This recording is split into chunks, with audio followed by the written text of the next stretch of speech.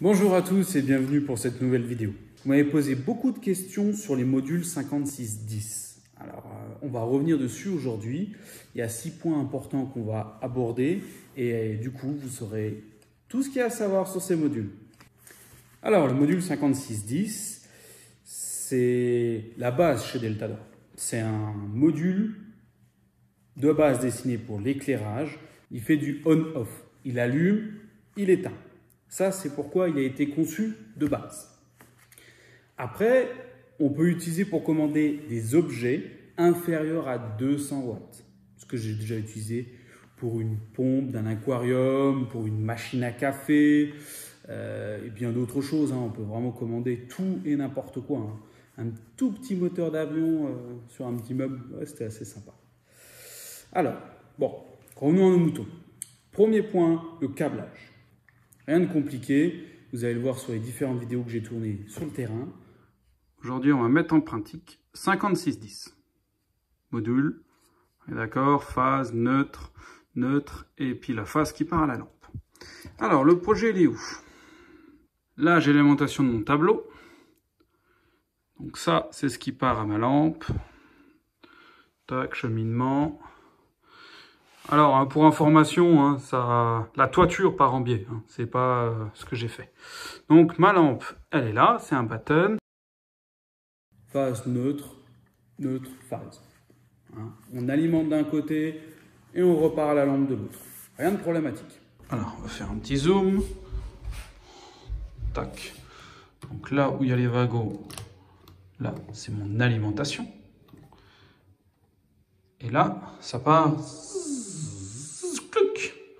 Voilà. Donc là, je vais vous mettre un module. Et voilà, mon module est prêt. On voit bien, phase neutre. Ça, c'est mon alimentation d'origine. Et je repars neutre phase, donc à ma lampe. Deuxième point, les émetteurs. Eh oui, je rappelle que le module 5610 est un récepteur. C'est lui qui réalise l'action. Mais il faut bien quelqu'un pour le commander. Donc, on a ce qu'on appelle des émetteurs. Donc, on retrouve toute une multitude d'émetteurs, que ce soit les 2600, les 2310, les 2700, qu'on peut utiliser avec, par exemple, un détecteur de mouvement ou un capteur autre. Tout ce qu'on touche au niveau des télécommandes, TL2000, les petites télécommandes, les grandes télécommandes avec les volets roulants qu'on peut encore associer. Qu'est-ce qu'on a encore? Il y a tout ce qui est les MDO ou les DO, donc c'est les détecteurs d'ouverture qu'on utilise principalement pour l'alarme, mais qu'on peut aussi utiliser comme capteur pour une ouverture de porte, l'ouverture d'un dressing aussi, ce genre de choses. On a aussi l'alarme, tout simplement. Tout ce qui est centrale d'alarme Deltador, on peut ajouter les modules d'éclairage avec.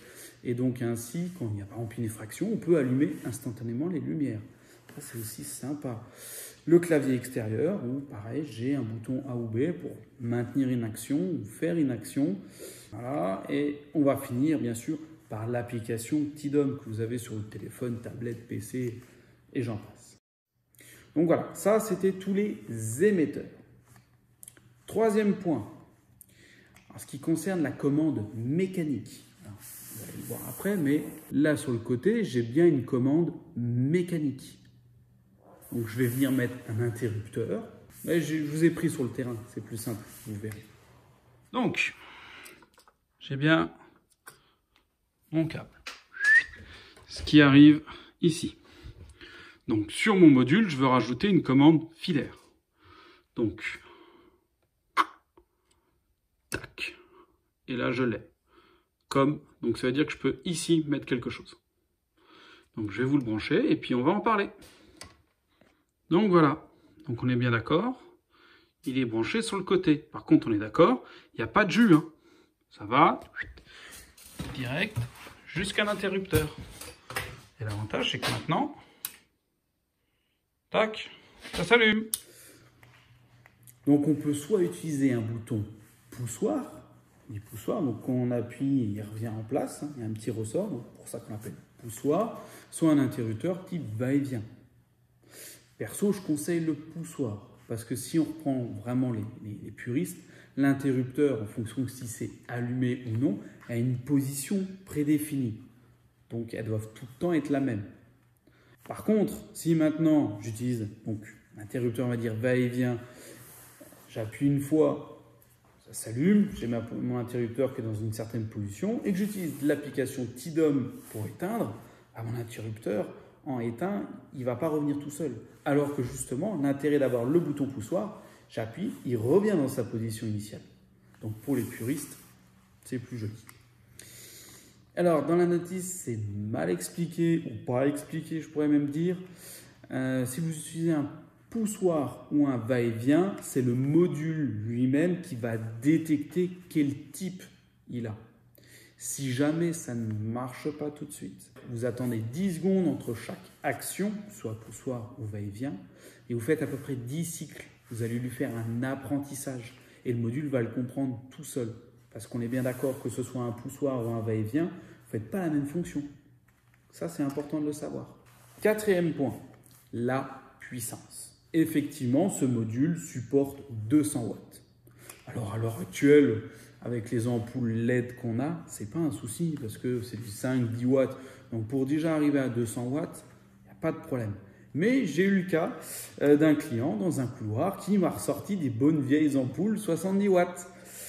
Et le problème, c'est qu'il m'a fait cramer le module. Et oui, effectivement, à force d'essayer parce que ça ne marchait pas, parce qu'il se mettait en défaut, il me l'a cramé parce qu'il était à plus de 280 watts. Et avec des ampoules de 70-80 watts, on va vite. Donc faites juste attention à ça, c'est limité à 200 watts.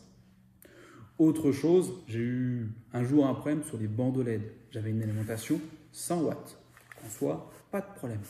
Le défaut, c'est qu'il y a un pic au démarrage au niveau du transfo, qui monte en intensité. Et là, la problématique, c'est qu'il dépassait les 200 watts. Donc, une fois sur deux, mon module se mettait en sécurité, surchauffe. Donc, à savoir, faire attention à ça. Il faut peut-être passer sur un module plus costaud. Il y en a différents qui supportent 10 ampères ou moins, il n'y a pas de problème, il y a tout ce qu'il faut. Donc, faites aussi attention à ça. Si des fois il se met en surchauffe, c'est qu'il est peut-être au-dessus. Alors, cinquième point, comme vous l'avez peut-être remarqué, il y a ce qu'on appelle des métiers sur l'application TDOM. Donc, éclairage, volet roulant. Bon, de toute façon, on reviendra exprès sur une vidéo rien que là-dessus pour vraiment que je vous explique. Bon, on ferme la parenthèse. Donc, il existe différents métiers. Donc, du coup, on peut enregistrer le module dans différents métiers. Éclairage, métier autre. Et vous me direz, mais pourquoi faire? C'est tout simple. En fait, pour moi, il y a deux raisons. La première, quand vous utilisez de l'éclairage, que je qualifierais d'automatisme, dans différentes vidéos, vous verrez que je fais automatisme d'un dressing, tout ce qui est couloir, les éclairages extérieurs. Pour moi, cela doit se gérer tout seul. Il s'allume à telle heure, il se finit à telle heure, ou il s'allume ou il s'éteint en fonction de la course du soleil. Ça, tout est possible. Mais logiquement, ce genre d'éclairage, je n'ai pas à intervenir dessus pour le forcer à s'allumer ou s'éteindre. Je peux le faire, mais bon, pour moi, ce n'est pas nécessaire. C'est quelque chose qu'on dit souvent d'automatisme. Donc, si on part sur ce principe-là, je n'ai pas envie que quand je vais sur mon application, sur mon métier éclairage, quand je fais tout éteindre, je ne veux pas que ces automatismes soient touchés. Donc, je vais les mettre par exemple dans autre, et donc comme ça, je suis tranquille. Ça, c'est la première raison. Deuxième raison, même si je l'utilise pour de l'éclairage, je peux le mettre par exemple dans le métier volet roulant. Vous me direz, mais ça sert à quoi? Tout simplement parce qu'il y a un système de maillage. Ça veut dire que tous les modules qui vont être sur le même canal, en fait, ils vont partager la même information. Donc, si j'ai beaucoup d'espace entre deux volets roulants, je peux rajouter le module éclairage qui servira juste de relais dans ce métier. Et donc, du coup, je fais une continuité dans mon réseau. Donc, je l'utilise pour faire du maillage. Voilà les deux raisons. Sixième et dernier point. La vidéo est assez longue comme ça, hein. On va arrêter. Donc, sixième point, les packs. Effectivement, vous pouvez acheter, voilà, là j'ai un 5610 en boîte, tout simple. Je peux l'acheter comme ça. Mais en fonction de ce que vous souhaitez faire, ça peut être plus intéressant financièrement, je parle, d'acheter des packs. Il y a différents packs qui sont vendus avec, par exemple, justement les 2600 ou d'autres, les 2310 aussi. Voilà. Et ces différents packs, vous avez le 611, le 501, le 511. Donc ça peut être aussi intéressant de bien calculer votre coût. Bah là, je veux 2 interrupteurs, là, je le mets en mécanique. Et bien étudier pour que ça vous coûte le moins cher possible. Voilà, maintenant vous savez tout, ou tout ce qu'il y a à savoir sur les modules 5610. Si ça vous a plu ou si vous avez des questions, n'hésitez pas, marquez-moi tout ça en commentaire. J'essaierai au maximum de pouvoir y répondre et ça fera peut-être l'objet de prochaines vidéos. Allez, je vous souhaite une bonne journée et puis à plus!